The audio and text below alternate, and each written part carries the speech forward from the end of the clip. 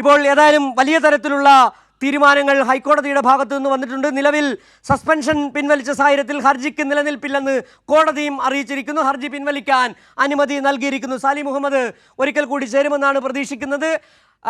Registrar Anilkumar നൽകിയ ഹർജി പിൻവലിക്കാൻ ഹൈക്കോടതി അനുമതി നൽകിയിരിക്കുന്നു. വളരെ കൃത്യമാണ്. സർവകലാശാലയാണ്, കേരള സർവകലാശാലയുടെ സിൻഡിക്കേറ്റ് ആണ് നിയമനത്തിൻ്റെ പരമാധികാരി. ആ സിൻഡിക്കേറ്റ് എടുത്ത തീരുമാനമാണ് പ്രാഥമികം, അതാണ് നിലനിൽക്കുന്നതെന്ന് കോടതി കൂടി ഒരിക്കൽ വ്യക്തമാക്കുന്നു എന്നാണ് നമുക്ക് മനസ്സിലാക്കാൻ കഴിയുന്നത്. ഇപ്പോൾ രജിസ്ട്രാർ സസ്പെൻഷൻ പിൻവലിച്ച സാഹചര്യത്തിൽ ഹർജിക്ക് നിലനിൽപ്പില്ലെന്ന് കോടതി അറിയിച്ചിരിക്കുന്നു. ഹർജി പിൻവലിക്കാൻ കോടതി അനുമതി നൽകുകയും ചെയ്തിരിക്കുന്നു. സാലി മുഹമ്മദ് ചേർന്നു. സാലി, ഏതെങ്കിലും പരാമർശങ്ങൾ ഇതുമായി ബന്ധപ്പെട്ട് കോടതി നൽകിയോ? സിൻഡിക്കേറ്റിന്റെ ഏതെങ്കിലും ഭാഗം അവിടെ പറയുകയുണ്ടായി? എന്താണ് വിവരങ്ങൾ, കോടതിക്കുള്ളിൽ നിന്നുള്ള ഏറ്റവും പുതിയ വിവരങ്ങൾ? അതായത് ഹർജി എന്തുകൊണ്ട് പിൻവലിക്കുന്നു എന്ന ചോദ്യത്തിന് ഹർജിക്കാരന്റെ അഭിഭാഷകൻ വിശദീകരണം നൽകി. അതായത് വൈസ് ചാൻസലർ ആണ് സസ്പെൻഷൻ ഉത്തരവിറക്കിയത്. പിന്നീട് സിൻഡിക്കേറ്റ് യോഗം ചേർന്ന് ആ സസ്പെൻഷൻ മാറ്റി അദ്ദേഹത്തെ റീഇൻസ്റ്റേറ്റ് ചെയ്തിട്ടുണ്ട് എന്ന വിവരം അറിയിച്ചു. അപ്പോൾ സസ്പെൻഷൻ നിലവിലില്ല എന്നുള്ളതാണ് സാഹചര്യം.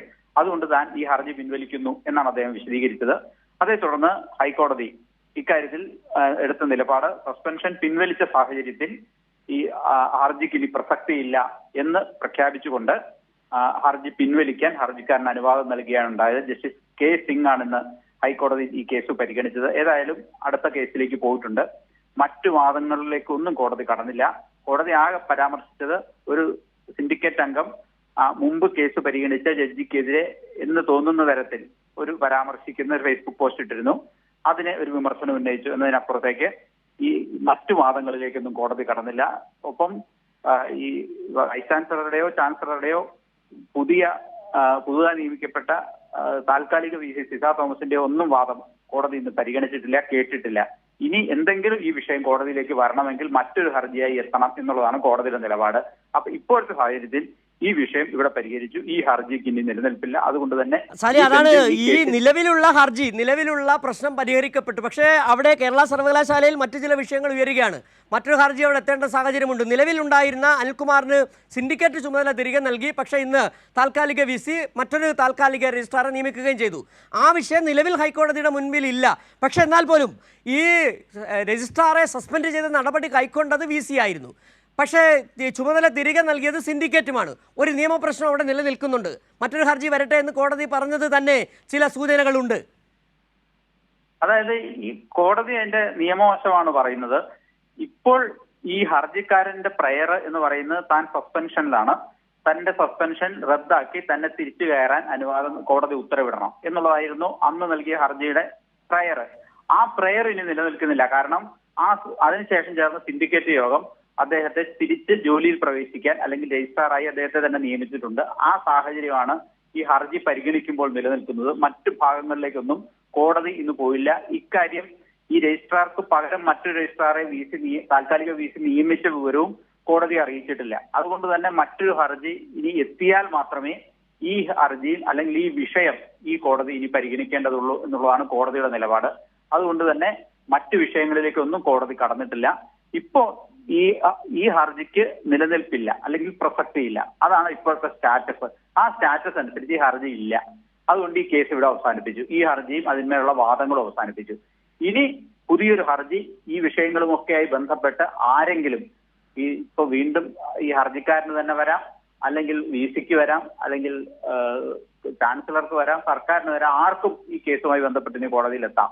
അങ്ങനെ ഏതെങ്കിലും ഹർജി എത്തിയാൽ മാത്രമേ ഈ രജിസ്ട്രാറുടെ സസ്പെൻഷനും തുടർ നടപടികളും അതിനുശേഷം ഇപ്പോൾ നടക്കുന്ന നാടകീയ സംഭവവാസങ്ങളും ഒക്കെ കോടതിയുടെ പരിശോധനയ്ക്ക് വരികയുള്ളൂ എന്നുള്ളതാണ് സാഹചര്യം.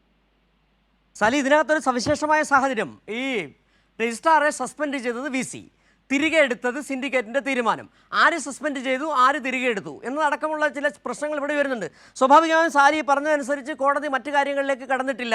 ആരാണ് സസ്പെൻഡ് ചെയ്തത്, ആര് തിരികെ എടുത്തു എന്നും പറയുന്നില്ല. പക്ഷേ ഹർജിക്കാരൻ പറഞ്ഞു തന്നെ തിരികെ എടുത്തത് കൊണ്ട് ജോലിയിൽ പ്രവേശിക്കുന്നു, ഹർജി പിൻവലിക്കാൻ അനുവദിക്കണം, അങ്ങനെ അനുമതി നൽകിയെന്നാണ്. പക്ഷേ വലിയ തരത്തിലുള്ള ഒരു നിയമപ്രശ്നങ്ങൾ അവിടെ വീണ്ടും ഉയരുകയാണ്. അതുകൊണ്ടാണ് നേരത്തെ ചോദിച്ചത്, ഇനി പുതിയ ഹർജിയുമായി വരട്ടെ, സർക്കാരിന് വരാം, വേണമെങ്കിൽ ചാൻസലർക്ക് വരാം, VCക്ക് വരാം, ആർക്ക് വേണമെങ്കിലും വരാം. പക്ഷേ നിലവിൽ പ്രശ്നങ്ങൾ അവിടെ അങ്ങനെ തന്നെ നിലനിൽക്കുകയാണ്. കോടതി മറ്റു കാര്യങ്ങളിലേക്കൊന്നും കടന്നതുമില്ല. അപ്പൊ ഇനി കോടതിയുടെ മുമ്പിൽ ഈ ഹർജിയിൽ മറ്റൊരു തുടർ നടപടിക്കും ഇനി നിയമപരമായ സാധ്യതയില്ല. അത് തന്നെ കോടതി പരിശോധിച്ചത്.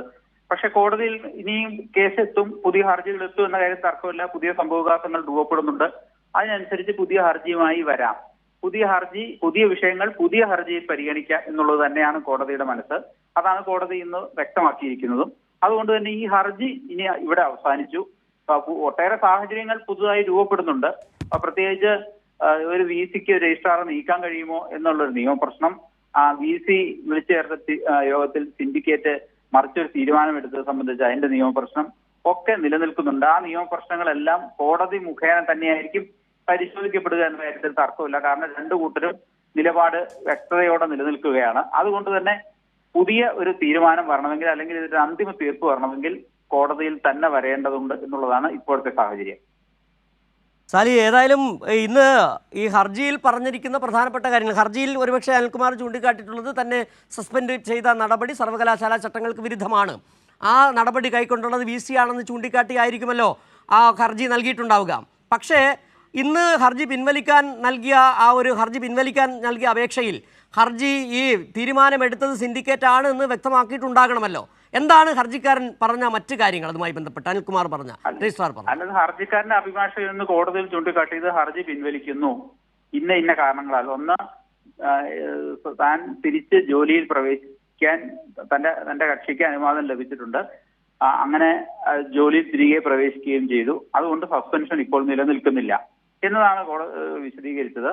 അതിന്റെ കൂടുതൽ നൂലാമാലകളിലേക്കൊന്നും കോടതിയുടെ ശ്രദ്ധയിലോ കോടതി വാദത്തിനിടയിലോ കോടതിയുടെ ശ്രദ്ധയിൽപ്പെടുത്താനൊന്നും ഒരു ശ്രമം ഉണ്ടായില്ല. അതിന്റെ ആവശ്യമില്ല.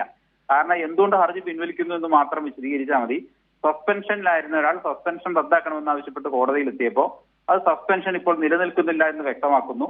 അപ്പൊ അതുകൊണ്ട് ഈ ഹർജിയുടെയും ആവശ്യമില്ല, ഹർജിക്ക് നിലനിൽപ്പില്ല, ഹർജിക്ക് പ്രസക്തിയില്ല. അങ്ങനെ ഹർജി പിൻവലിക്കാൻ അനുവാദം തേടുന്നു. അപ്പോൾ കോടതിയും അത് പറയുന്നു. സസ്പെൻഷൻ പിൻവലിച്ച സാഹചര്യത്തിൽ ഇനി ഹർജിക്ക് നിലനിൽപ്പില്ല, പ്രസക്തിയില്ല എന്ന് തന്നെയാണ് കോടതി സിംഗിൾ ബെഞ്ച് വ്യക്തമാക്കിയിരിക്കുന്നത്. അങ്ങനെ ആ ഹർജി പിൻവലിച്ചു പോയി. ഇനി കൂടുതൽ കാര്യങ്ങളിലേക്ക് കോടതിയുടെ ശ്രദ്ധയിൽ വരണമെങ്കിൽ പുതിയ ഹർജി വരണം എന്നുള്ളത് തന്നെയാണ് കോടതിയുടെ നിലപാട്. ശരി സാലി.